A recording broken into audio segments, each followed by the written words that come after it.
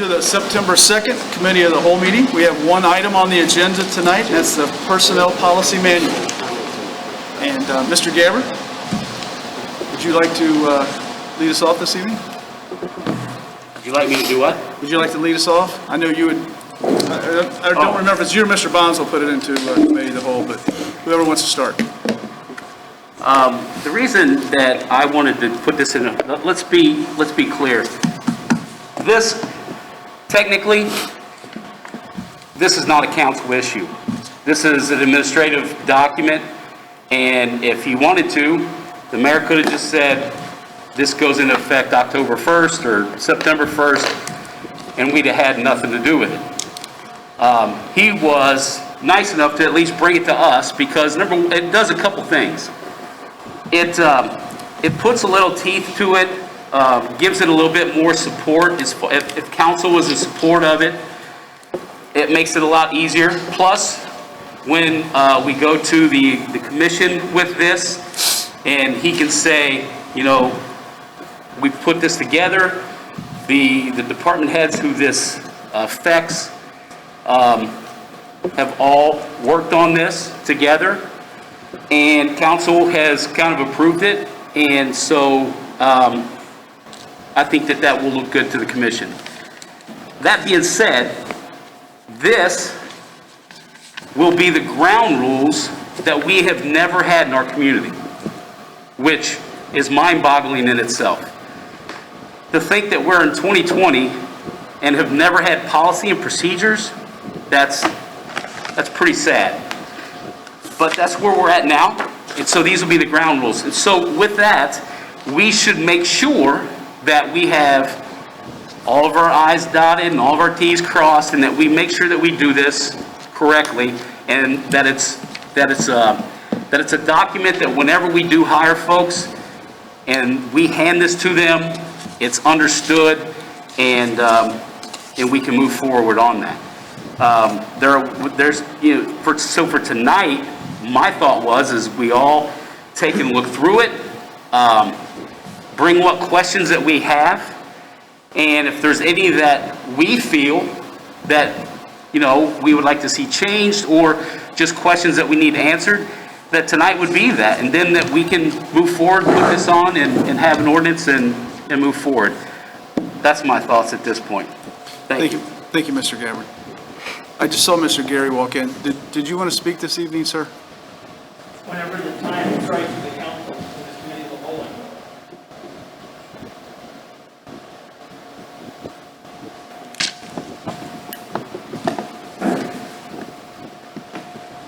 Thank you, Mr. Miracle, and members of council. I want to thank you all for being willing to hear this matter that I've presented relating to the proposed removal of employment benefits that have been in place and connected to 3278. And, you know, none of the unclassified appointed city employees are members of 3278. But our benefits have been connected to it for more than 20 years under ordinance number 73-1999. And it says, among a lot of other things, in section 7 of that all full-time,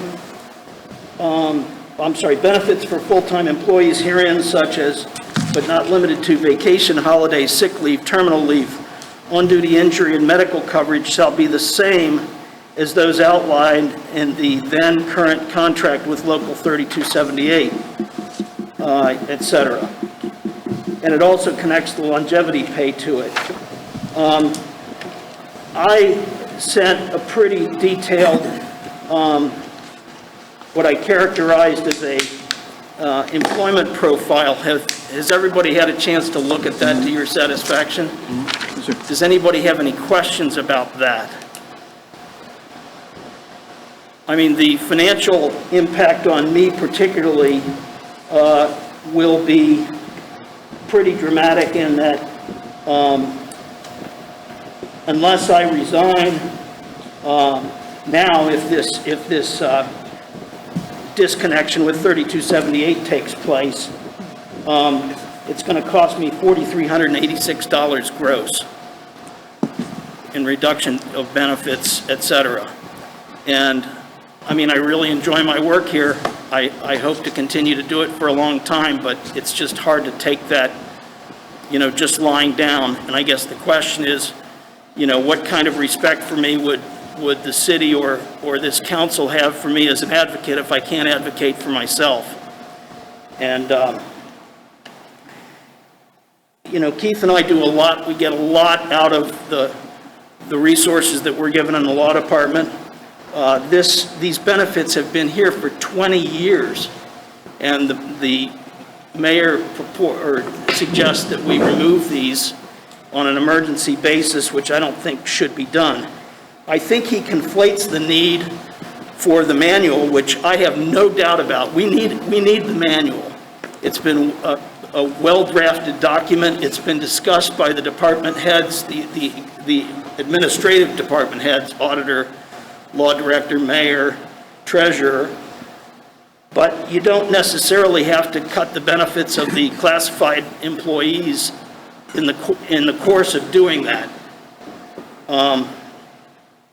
And I think that, you know, it's just a matter of fairness, to be honest with you. Does anybody have any questions of me? Okay. Well, I'll sit down. I may ask to speak again if something provocative is said, but I'm going to sit down at this point. I do have copies of the ordinance 73, 1999 for you if you want them.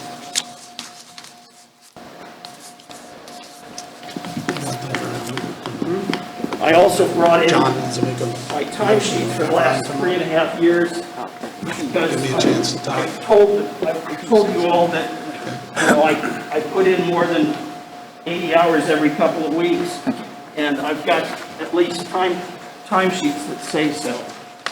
I've got it. You got it? Yeah, I'm good. Thank you. And I'm guessing that Mayor Schneider was actually, I think maybe when this was passed, you were the Director of Public Works? No, this was before me. Oh, was it? Yeah. I've already got it. Oh, you did? Sorry. Yeah, I think it was. All right. Thanks, Tim. Thank you. Appreciate it. The operative language is on the second and third page. If I can address it. Mr. Mayor, Yes. Mr. Gary, did you have Yes. anything else, sir? No, I don't. Okay. But I thank the council for its time. Take care. Thank you, sir. Mayor Schneider. I think it would be helpful for council to understand sort of the process of where this, how it was put together. And I've got Ryan Woodward from Clemens and Nelson in the audience, and he could come up and address and talk to you about how this policy and procedure manual was formulated and what it really means to be a statutory city. And I think in years past, we've seen some drafts of this from years ago, but it was never adopted. It was never ordained by council, and that's one of the reasons why I wanted to. There's a big challenge to doing this as a statutory city. If I could, I'd like to ask Ryan to come up and talk for just a minute about some of the hoops that he had to jump through and some of the reasons that certain items are in here. And then we can sort of go to maybe the other issues that are out there that you guys want to talk to, if you don't mind. Ryan? Thank you, Mayor, and thank you, Council. A lot of kind of the reasons why this was, Mr. Gary brought up at the council meeting, it's already been mentioned here, that Norwood doesn't have one in all the years. There's needs about the FRP, and in my work here with Clemens Nelson and as an HR and labor consultant for the city of Norwood over the last couple of years, numerous questions have come up of how do we handle this, how do we handle this? And there's been no policy manual to put all those things together. Some of them are outside from federal laws that we're trying to put together, common practices in public employment, and then there's also the collection of statutory language from the Ohio Revised Code. There's a lot of sections in there about not only benefits, and there's other things in there that we put together in one place so that we don't have to go around and all try to find it. That was a big part. This is just a sample of multiple sections of the Ohio Revised Code, and all these Post-it notes are little pieces I found that need to go in your policy manual that apply to you guys.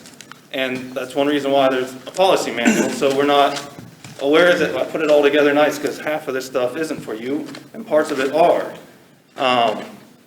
And so that was the main challenge. We're not even talking about, I think, the other 6 sections in the manual here that are very important, give good policies for, social media, discrimination, harassment complaints, and things like that. This is the few part of the fringe benefits that are in direct relation to the ordinance that's being mentioned. And that is because, as a statutory city, when the mayor and I and the few members of the administrative staff that we met with to put this together, we took the statutory language for those benefits and put it in here, as opposed to the direct comparison of that ordinance saying, ask me 3278 language, and the jump. Those were the two. So we put them all in there to show this is statutory, because just shown from the history that's been briefly mentioned is being a statutory city, none of the statutory benefits or language is being used. There's 4 union contracts language being used, and then for the people that are left, it was, we'll just go to there instead of starting your policy from right there. So that was kind of the centerpiece of starting there, of pinpointing these and just saying what the statutory language is. Mr. DiNardo, did you have a question? Yeah, I did. It's worth noting, I probably would have passed this when it was brought here, and I appreciated both the need and the timing that you explained to get this addressed. I guess I also understand why you separated the 2 employee types, but in your opinion, do you think that we could put in language, probably in addition, like an addendum or something in there that temporarily suggests that separation either doesn't exist or I think you called it grandfathering in. I kind of liked when you said that. Could a grandfathering in type of amendment be included and still achieve that separation of the 2 groups going forward? It is possible, and I've seen it done in some places. That question came up briefly, and I may have the mayor talk more on that part, it was my recommendation not to put that language directly in here in the manual as opposed to... just so when, exactly as you mentioned, you give it to a brand new employee and they start reading and going, wait, there's a division within us now too. There's some, not that it wouldn't be there if that was in there, but it's, not make it right out in there. But maybe it's for you. I think you sort of alluded to it. If it's not direct, I understand that it wouldn't be the best idea to put it directly in a policy that you hand to the new employee. But somewhere there was a separate document that said, for this specific group at this specific time, we're grandfathering in these benefits for these reasons. You have to be specific. Yeah. Because I think that, thanks for that. I'll show it to your finish. And if I can add one more, and that was, on a specific, the ordinance, as I read it, says including but not limited to, so that in itself isn't very specific too, of which ones. And so which ones would we, or the city, have if you chose to do that? I would recommend considering that. Make it more specific. Thank you, Mr. DiNardo. Mr. Bonsall, sir. Thank you so much. Where my microphone went, but thank you. They took yours out way. Yeah, right. The new message. Hey, so I just want to thank you for your work, Ryan, on all of this. I mean, it is good. I've actually read the entire document, and I've probably got about 20 things here. Some of them are just small. Like there's an ORC that's just a wrong reference. It's very close, but it's not exact. And there's there's a few websites that are wrong. So just things that need to be updated. But there are definitely some policy questions that I have, or like some, just some questions I have here. One of them is section, it's 8.05, grounds for disciplinary action and penalties. One second. Let me get the. You have a page number? Page number, yeah, I was gonna say, I'll get that now. It's like page 148, or 146, 144, okay. So in here, it lists, it cites Ohio Revised Code 124.34 and then lists the different reasons that are listed in the Ohio Revised Code. However, it's missing, there's 3 items that are cited in that revised code section that are left out here. And the 3 items are unsatisfactory performance, violation of any policy or work rule of the officers or employees appointing authority, or violation of this chapter or the rules of the Director of Administrative Services or the Commission. So I was just curious if, I'm sure there could be reasons why, but I was just curious why those 3 were left out when the rest of the items were included. There's no specific reason. The first one, the violation of the rules is neglect of duty also, is kind of repetitive, but you can put it or insubordination, however it came. Violation of work rules is actually listed in one of the group offenses, so it would be a violation of these part. And the DAS part's not applicable here. Gotcha. So The third one doesn't apply because we don't have those legislative bodies because it's the appointing authority. That's fine. So the unsatisfactory performance and then violation of any policy or work rule, you're saying that it doesn't need to be added, because all of the rest of the items, there's like another 10 items here. Everything else is word for word, exactly what's in there. It's just those 2 that we're missing. And the third one, that sounds like it doesn't apply. Also, just in that section 2, you have reduction here. And in the revised code, it says reduction in pay or position. And I was just wondering if we should call that out so it's known that it's reduction in pay or reduction in position as penalties here. In what section? It's the same thing. It's in that top paragraph. So it's revised code section 124.34 sets out, it's 8.05. I think it's important to understand that there were 4 people that reviewed this and went through it and signed off on it. Those are the administrative leaders. And we didn't bring it, I didn't bring it to council for each council member to look through it and try to point out where there are typos or where there are changes that were made. That was not the reason to bring it to council. And I'm hoping that we're not going to sit here and go through a bunch of typos and a bunch of changes that you see that you feel need to be changed like this, Mr. Bonzo, because that was not my intent of bringing it to council. My intent of bringing it to council was, this is what the administrative leaders of the city have worked on. This is what we agreed upon, and this is what we'd like to be adopted. Now, we can go through, and I guarantee you we can probably put 4 more lawyers in this room, and they could go through this and find all sorts of problems, and we could go on weeks and months and years before we find a document that's perfect. But quite frankly, that's not what we're trying to do. That's not the intention of this being in front of council. So I hope that you don't have a list on your computer there, Mr. Bonzel, and you feel like we're going to sit here and go through and justify every little step to you because you spent the midnight hour going through it and trying to find mistakes in it or irregularities. I think that every place in here, there are areas that cover certain things and then other areas they don't. And it's very hard to say, well, we didn't put insubordination in this one because it's covered in this one. And I'm not sure we're in a position to sit here and defend every one of those instances where you could stay up at 2 o'clock in the morning and say, aha, here's an area that I should bring up.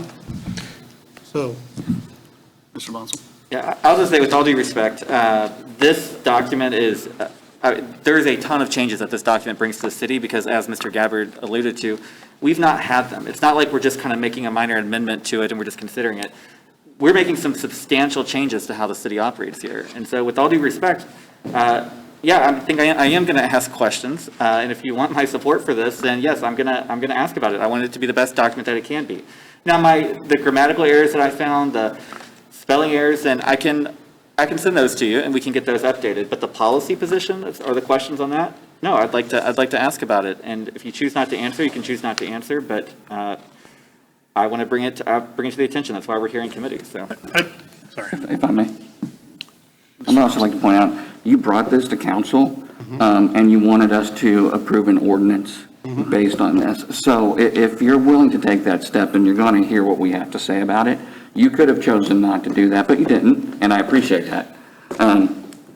But to come in here and tell us that you brought us a document that you wanted us to pass without looking over it and giving our input on it, via an ordinance, is not the way that I think this council chooses to work. And it's not the way this city should work. So I appreciate all the work that's gone into this, and I know there's so much, and I know that we need to get it passed. And I'm not saying, I'm not against any of this, but I find it very disheartening that you would come in here and tell us that, no, I don't want you to look over this and give me your thoughts about this. I just want you to pass it. It's not the way council works. It's not the way I work. delivered it to all of you. And that's not, when you say that, that's not absolutely true. I hand-delivered this to every council member prior to the council meeting. I made sure that it got to every council member to take a look at it. And I sent out emails saying, give me a call, let's talk about it, let's do it. But I heard nothing. So that part's disheartening to me when I do, and granted, I gave it to you on the weekend before the council meeting, I understand. But it's also part of, well, I'm trying to communicate with council. To say that I'm asking you to pass them, I didn't sit this in front of you at a council meeting, which has been done by previous mayors, and said, pass this. I did not do that. Clearly, you guys had some time to look at it. I'm not saying that we can't go through certain issues, but I'm saying if every person here went through this and wants to go through every question, we're going to have a long meeting. So If I may, I'd like to respond, please. Mr. Johnson. I understand that, but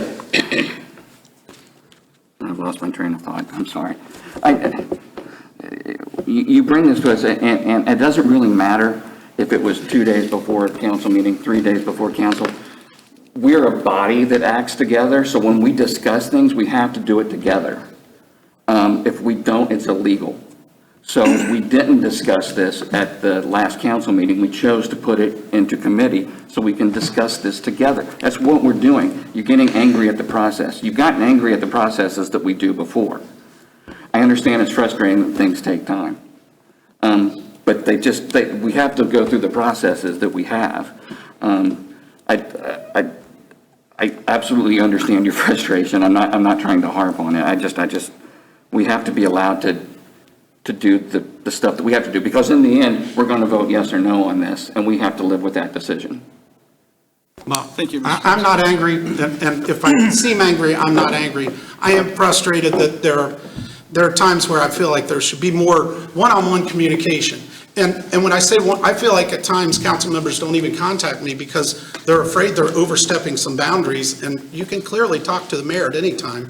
And well, some of you do numerous times, but in certain situations, it seems like council at times clams up and that they got to wait until, and it's like, why? Why not get some of your questions answered prior to it? So I apologize if I seem like I'm angry. I'm not angry. I am a little frustrated. I'd like to see it move forward quickly, and so Thank you, Mr. Mayor. I understand, thanks. If I could speak specifically to the area that is being discussed. There are areas within this that refer to Ohio Revised Code. When we reviewed those areas, when we looked at those sections and we found redundancies, or we found, as in number 3 that was mentioned, something that is not applicable to our city, we crossed it out because we went through this several times. So if you're looking at Ohio Revised Code and you're looking for the exact same language, there may be some things that we did remove because they don't apply to our city. Now, in that way, this has been edited multiple times. So if you're going through and you're looking and you're trying to find the language to match exactly, yeah, you're going to find a lot of differences there. Because we really tried to mold this to what would be applicable to our employees. And this document is 2 major purposes. One, it protects the city. The other, it protects our employees. It sets the rules and the groundwork. And looking at 2 words that mean close to the same thing or something that's being addressed somewhere else, in order to pare this down and make it more digestible, there were certain words that were removed that we just found were redundant or not applicable. Thank you, Mr. Tiff. Mr. Kelch. Yeah, Mr. President. I would also like to note that there's only, to my knowledge, 3 people in this room that have law degrees, and that's Mr. Moore, Mr. Gary, and this gentleman here. Not to mention the other 4 attorneys, I guess, that looked at this, who probably looked at, like, does this Ohio Revised Code match this wording, blah, blah. So I think it'd be better use of our time as a committee here to not try to argue those and to kind of say, is this a document we like? What don't we like about it? Not get into the law part of it. Because I've not heard any of these attorneys argue anything of legal standing or anything like that. It was brought to our attention, it was brought to this committee here by personal financial loss of Mr. Gary. So instead of arguing, does this sound right, or does this fit with this ORC, let's get more into that subject, because that's, seems to be of everything in the document, why we're here. Do we like that aspect or not? Thank you, Mr. Mr. Kelch. Chair. Mr. Bonzo. So, I mean, I guess in that, I don't know why any of us ever vote on ordinances at all if we have to have a law degree in order to be able to create laws. So that is kind of what we do, is we review the things. More or less picking it apart, James. I'm Mr. speaking, Kelch. Mr. Kelch. So, Continue, Mr. Bonzo. thank you so much, Mr. Chair.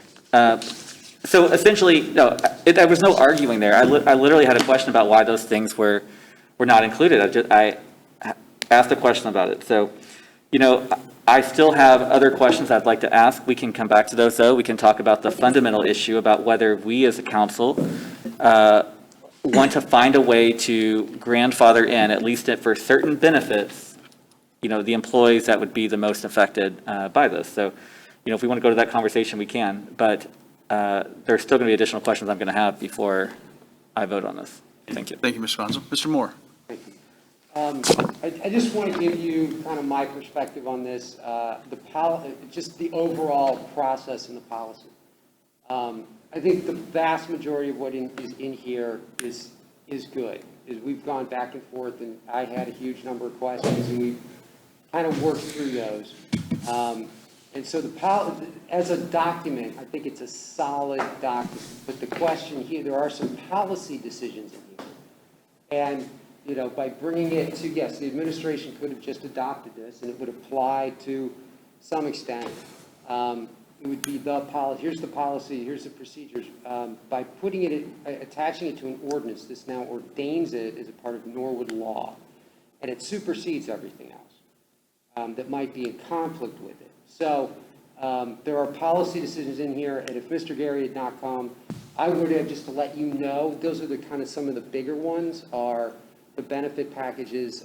There are things about how appointed employees can get raises, and there are some other things in there. The vast majority of it is basically either here's the way we handle, as a general matter, disciplinary policies under, basically with the union employees that we have, because most of the employees are union employees. Most of the appointed positions, if you don't like what they're doing, you just fire them. But as far as the policy, the idea here is to set, this is what Norwood feels, this is Norwood's policy on employee relations. This is what we would like, the way we would like to handle the relations for all of our employees. Now, we understand there are union contracts and civil service rules that have priority, but this is what the city of Norwood desires to be the policy for employees. And then the goal is then to move on as we work through civil service, we work through union contracts. This is what we want employer relations to be. So that's the document that's in front of you. So I'm glad that there was a little chance to read through it. It took me more than a week to get through the whole thing. I'm glad there was a little more time for council to take a look and see what's in there. So that's just a couple of things off the top of my head as far as this process. So, and I think that having Ryan here is good because he's the one that essentially wrote it, and he's the one to go to for questions. I think for some of the minor, like is the, you know, insubordination, that particular question that Mr. Bonzo had, I understand where it's coming from.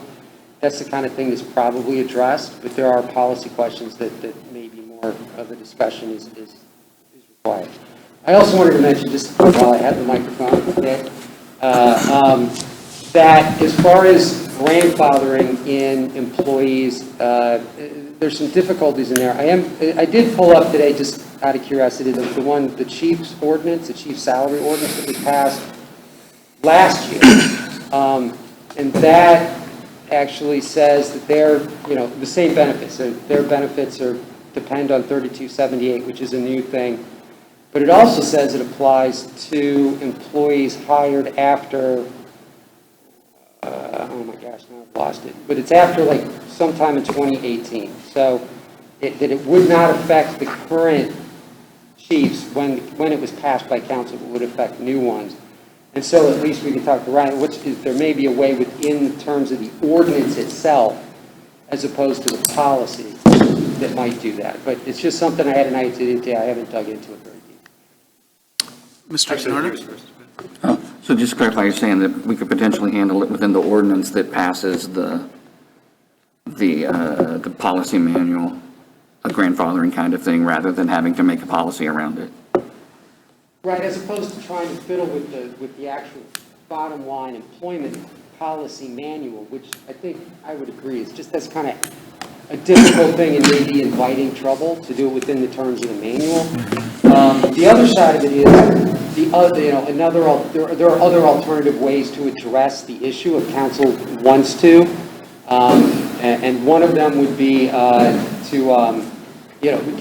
one of them might be just to, within the terms of the policy, an appointed official is allowed to give up to a 10% raise as long as there's enough money in the budget. And so if the budget is set up with the idea that we would be recompensing the appointed employees for what they're losing, that would then carry forward. It might actually be more of a guarantee than what's in the contracts, because contracts change. And the contracts, I mean, the reason that there are these benefits in the contract, you can get extra days, you can bank extra time, that is built up over the years, in that, we either don't want to give you a raise that's bigger than this because it will look weird, or we don't have the money to give you a raise, but we'll give you we'll get you more time off, or we'll let you bank more so that when you retire in 10 years, you can get more money, and hopefully we'll have more cash then. So that's, the salary the salary and those benefits have been kind of tied as part of negotiations over time. And so that's how it ends up being, the numbers end up being so much bigger than what the default is under state law. Thank you, Mr. Moore. Mr. Stith?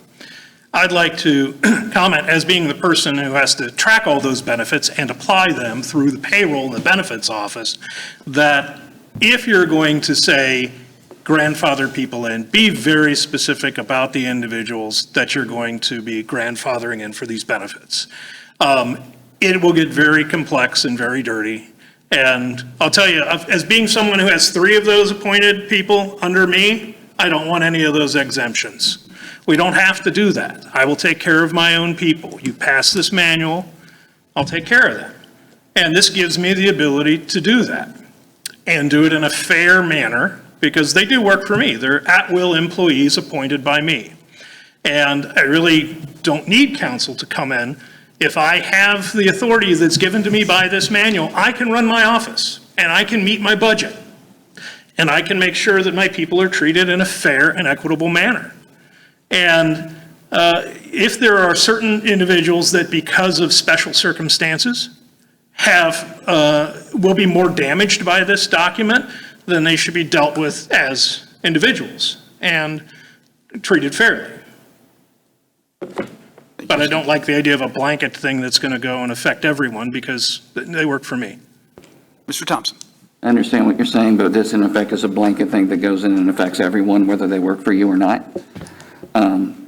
So I would love if every person who was affected by this could negotiate individually what they're doing. But what you're asking us to do is to pass an ordinance which includes this document that affects people's benefits, and in some cases reduces those benefits.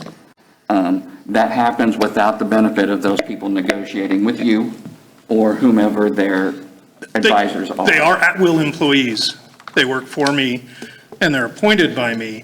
The idea that they would be tied to a union contract is bad. Right, but they are tied to a certain set of expectations that they've been working under for a number of years.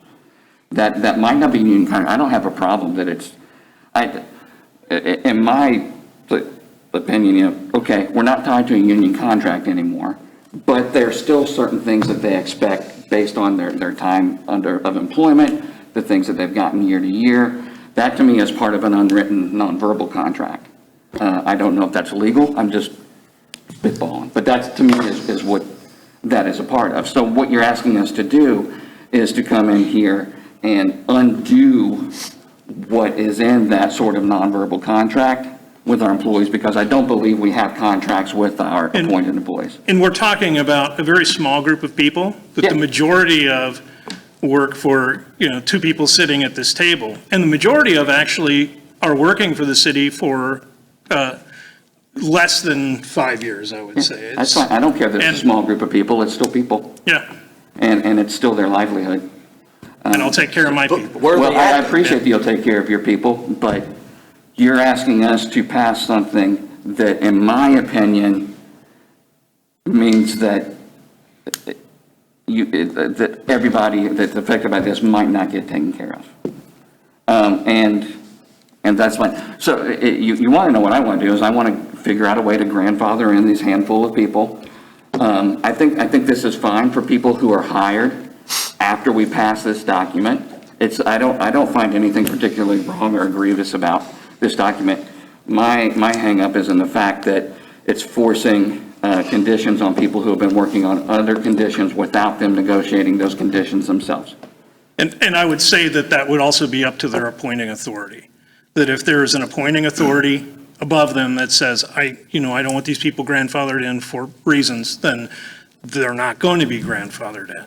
That's part of the But you're elected asking us to make a officials. blanket statement about these No, employees. no, I think that some And then you're saying you want exemptions- control over Yeah, certain ones of them. And I think that like making specific exemptions for specifically named individuals is totally reasonable. That's it. I don't That's even all know we're if you asking have to specifically name individuals. Why couldn't you just say a full-time classified employee with more than 4 years of service at this time would maintain the unused sick leave payment benefits at this time and put that into, and that way you're not taking away Yeah. the $4,000 that Mr. Gary's And using. and you're not tying it to a union contract. That's really. I'm fine, that's all I'm asking for. Why would we do that? No, Benefits I'll change say every day. why. Benefits change every day. Why Well, would, but this is. Because we have the ability where are to these not. people at? We've got one, and with all due respect, we've got Mr. Gary here, and I feel for his situation, but where are these people at? Have someone instructed you to speak for them today? Because I don't see anybody else here advocating not to do this. Mr. Braden, Mr. DeNardo's had his hand up for quite some time. I think that what you said was really trying to figure out the language. And I actually don't think when we really break down, maybe Mr. Braden is going to disagree with me, but I got the sense from the last meeting that there wasn't a whole lot of opposition from being very specific for, you listed them out, Mr. Mayor, when you said, 3 worked for me, 2 under you, 1 was under you, and you listed them out, and we said, that's all we're going to talk about. We're talking about a very small group of people. We'll be specific in however we're advised to be specific about, whether that's a name, whether that's a position and a tenure, whatever that is, let's list it out. We vote on that, we pass that, and now we've allowed the main substance of the document, for most of us, maybe not James, but for the most of us to be okay with. And we've achieved the ability to specifically handle something we're worried about, which is a small dollar figure in the grand scheme of things, but I think it's a little bit of a branch to say, we care about this, and we had whether it was written or whether it was just an assumed agreement with these folks, it's handled. And that's it. So I don't know if we need to get too upset or why do we need to do this. It's a good thing to do, and I don't think it has a huge lasting impact on it. I think it's pretty simple. It's fair. It's fair. That's a great way to say it. But we don't need to get too fired up. That's the point of it. It's We don't need to a get too fair happy. thing to do. Mr. Braden? Thank you. I don't want to get too fired up. I can tell you that I've lived in Norwood for 50 years, and I know that it's going to take some hard decisions to move us forward, and this might be one of them. So, I know that benefits change every single day. My wife comes home and says, hey, they cut my insurance and they cut this, and she has no input whatsoever. So I feel for the people that it affects, but what about Norwood and what we need and what's right for Norwood? Can we make the tough decisions that we're elected to make? And this is one of them, so. Thank you, Mr. Braden. Mr. Council. I just wanted to respond to the thing, well, why aren't these people here? Well, these are at-will employees, and it's obvious that there's 2 departments that are here, the auditor's office and the mayor, that are very supportive of this and did not want to see any changes. So if you're an at-will employee, why would you come and speak up and potentially risk getting fired because you spoke up against something that your boss that is the sole determiner of whether you keep employed or not keep employed, opposes. So I just want to say that, like, it's not surprising the fact that maybe Mr. Zimmerman specifically, I haven't talked to him, I don't know how he feels about this, but he's been at the city for 20-something years. He will be significantly affected by this. Didn't he just get a big raise? He disagree. Yeah, he will be significantly affected. Disagree. Hold on a second. Mr. Bonzo, please continue.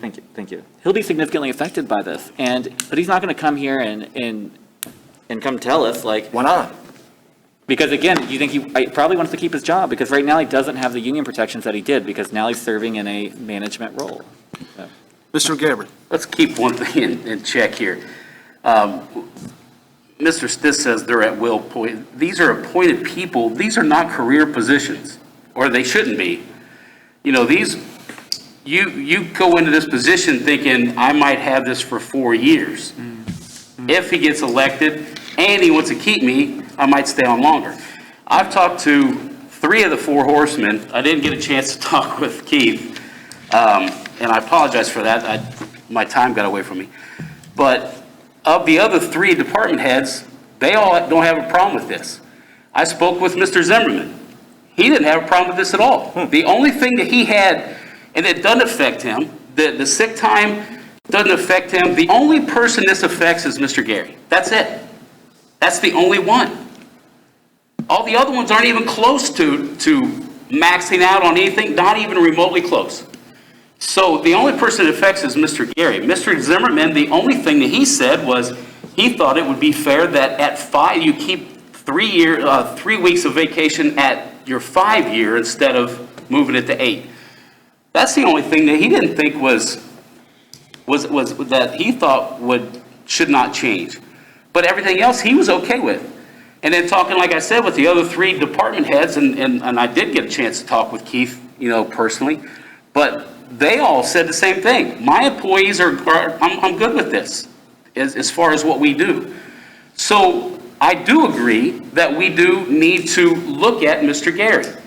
Now, that's either we pay him down to the max, we pay him out like down to the max and then say, look, you're at your max and we go forward from there, or we do some sort of an exemption. That's the part that I think that we need to work out. And sounding from others, that sounds like that's what we're in understanding.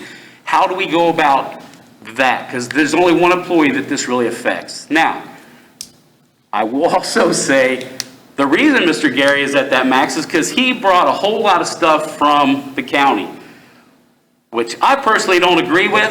That's not true. That is absolutely not true. Okay, that's what I was instructed, but, or from the prosecutors, huh? No, all the sick time has been earned with the city of Norwood. Well, there you go. So I stand corrected. Thank you for correcting that. So at which point, he's the only one we need to work on. And let's see how let's work that out to see how, or make our suggestion to the mayor as to how we work that out. And then I think we got a done deal. Thank you, Mr. Gabbard. Mr. Bonzo. Thank you, Mr. President. I would be curious if potentially you might entertain us hearing from Mr. Gary to see if he believes that he's the only employee that's affected by this. Mr. Gary, could you come forward, please? Is he now the spokesman for all the other I mean, employees? it's okay if we don't want to, if we don't want to hear from Mr. Gary. I'm just curious, is that what you're saying, that he's now the spokesman? I just asked if we'd be willing to entertain. I mean, it's okay if not, don't worry. Might be irrelevant. I don't represent any of these other unclassified employees. I'm here for myself. I have talked with some of them. I haven't talked with Mr. Zimmerman since last Tuesday, which was the council meeting. But no, I don't speak for anybody but myself at this moment. Thank you, Mr. And I don't represent them legally.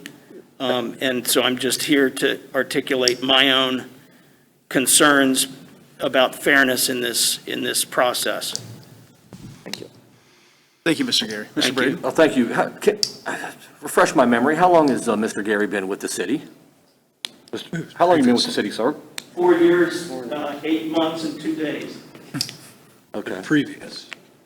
So with so the city effect, so before this is that, affecting your sick it was- time and your vacation time? It was 4 years as the elected law director, and I didn't get sick time for that, just as Mr. Moore doesn't, Mayor Schneider doesn't, Mr. Stiff doesn't, et cetera. I appreciate that, thank you. Sure. Thank you. I But this is appreciate just that. for the 4 years, 8 months and 2 days. Thank you, Mr. Gary. Just, nobody wants to do, nobody wants to take any benefits away from anybody here, but the fact of the matter remains that it happens every day, and what's best for the city is what we have to look at, not what's best for, unfortunately, not what's best for Mr. Garrett. We have to look what's best for the city here, and making hard decisions is what we have to do here. What is excessive? Is it excessive? Are we trying to curb excessive amounts of sick time and vacation time here? I don't know. I'm asking. Someone can enlighten me on that. Is it excessive? And if it is, why wouldn't we stop that? Thank you, Mr. Braden. Mr. Bonzo?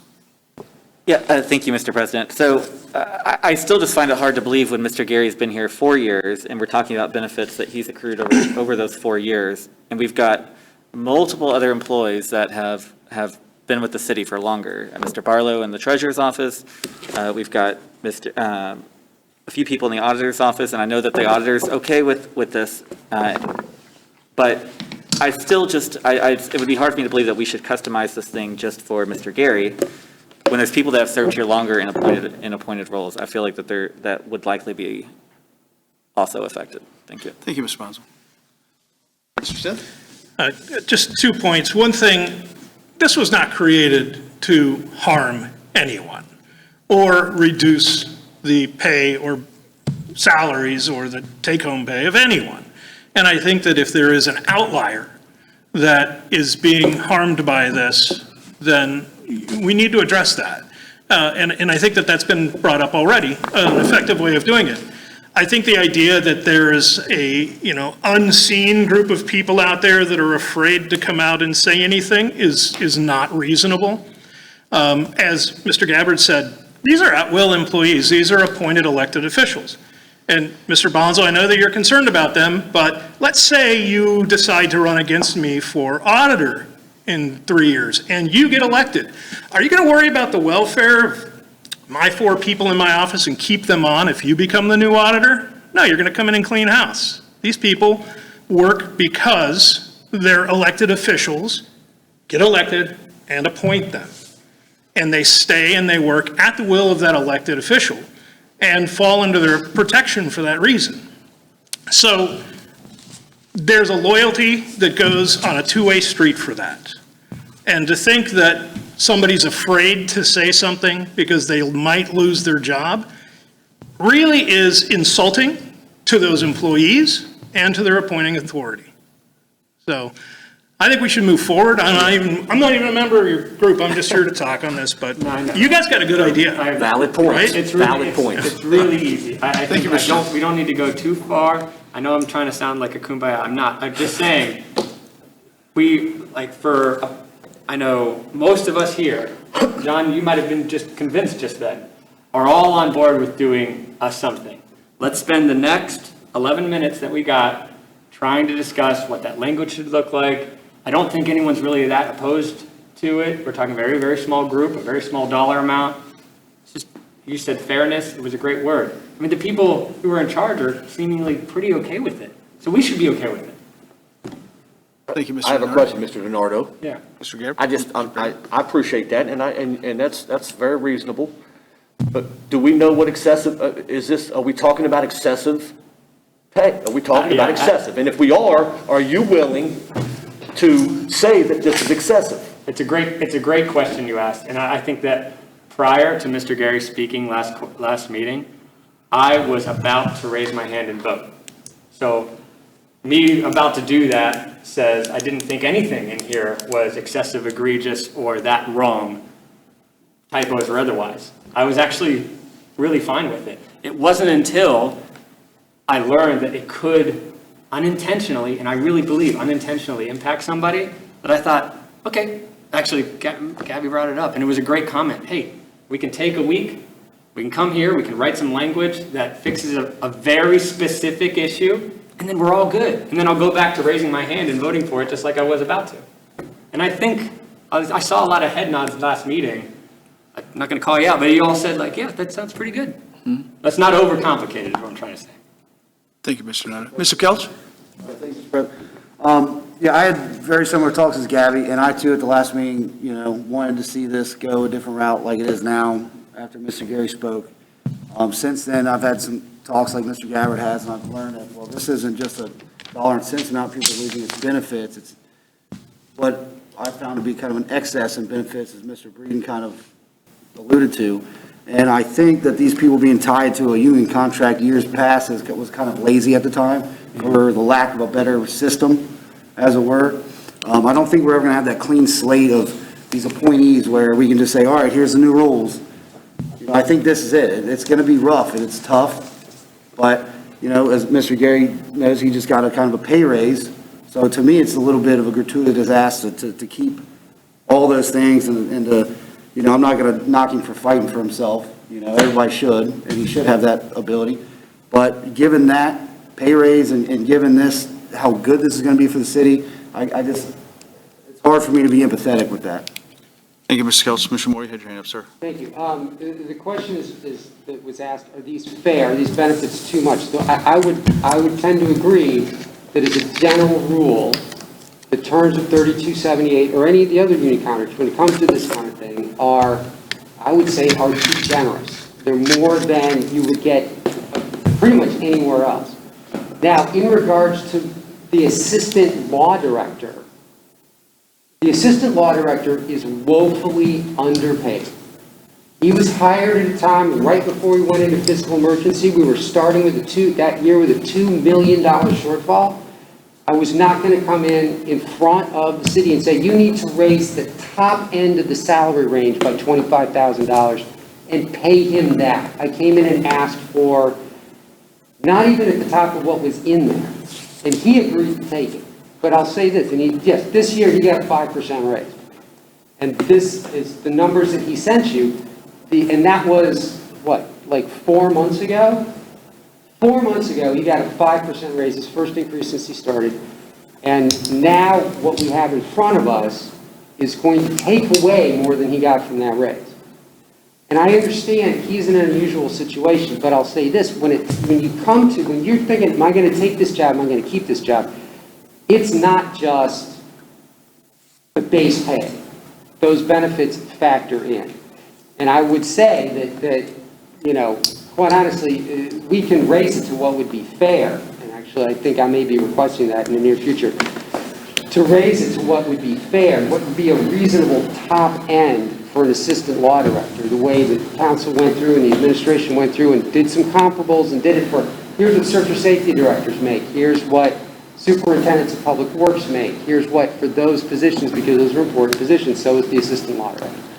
And so I just want to say that, yes, I understand all that, but when you're looking at the only reason, part of the reason I'm able to keep him here is this benefits package that goes on top of that salary.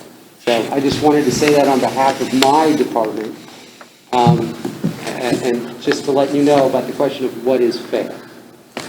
Thank you, Mr. Moore. In the next 6 minutes, is there a consensus or language that, as Mr. DeNaro had alluded to? I could try and see, Gus, where we're at. And I think that's probably the easiest thing to do. If you're not on board, that's great.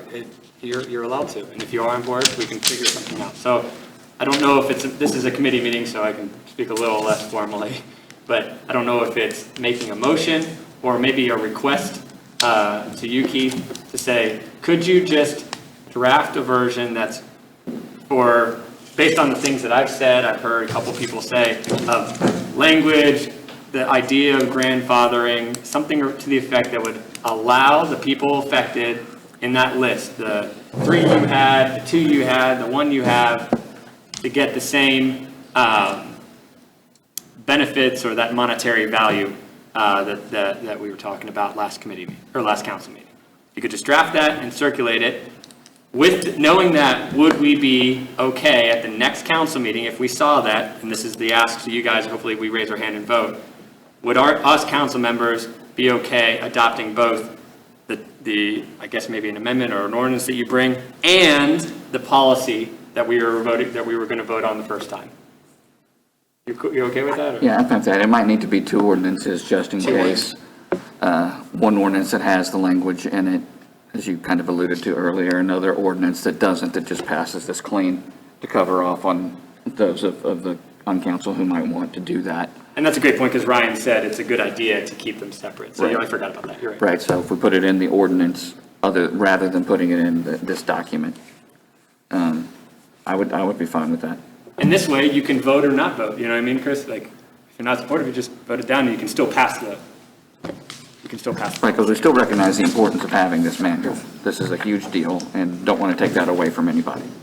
Mr. Brady? Thank you, Mr. Miracle. I just, this is the last thing I'm going to say, because our time is running out, but we've talked about 5%, that we approved, we talked about all these numbers, but we're not talking, what are the numbers? And I'm trying to respect, we don't want to talk about people's pay, but what are the numbers that we're talking about? What is the pay that he gets now? He said he's going to lose, I don't know, $4,000, but what is his pay now?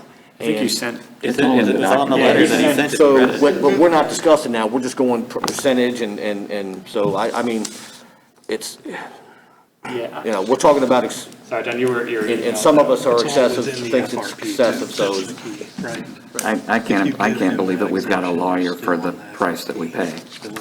I think it's kind of ridiculous. And I Well, think, that's your opinion, okay. I mean, seriously. It's the second one, but okay.